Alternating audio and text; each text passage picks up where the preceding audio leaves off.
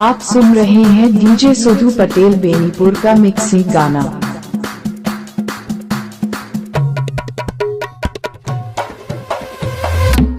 पटेल पटेल पटेल पटेल पटेल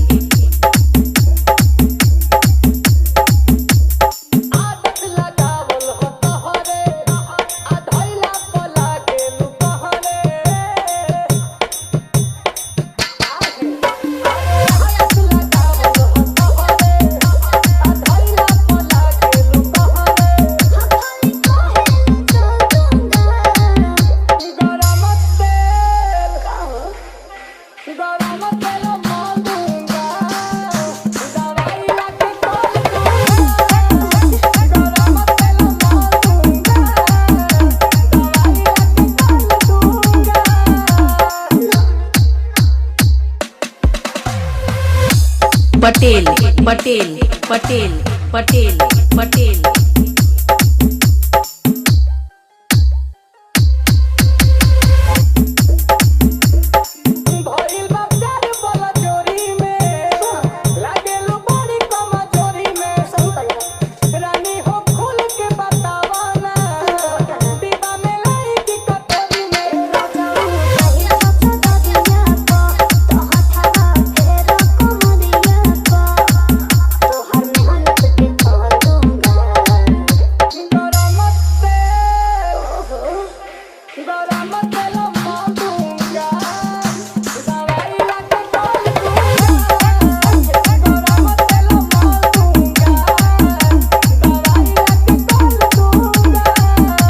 पटेल पटेल पटेल पटेल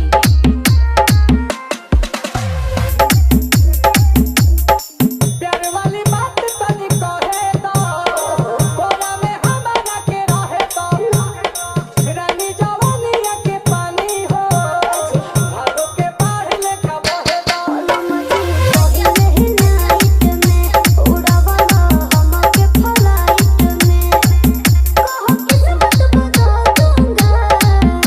ले आवत तेलो मार दूंगा दवाई लाके डाल दूंगा। ले आवत तेलो मार दूंगा दवाई लाके डाल दूंगा। अगर आप अपने नाम का डीजे मिक्सी करवाना चाहते हैं तो संपर्क करें सुधू। इनका मोबाइल नंबर है 9120553982।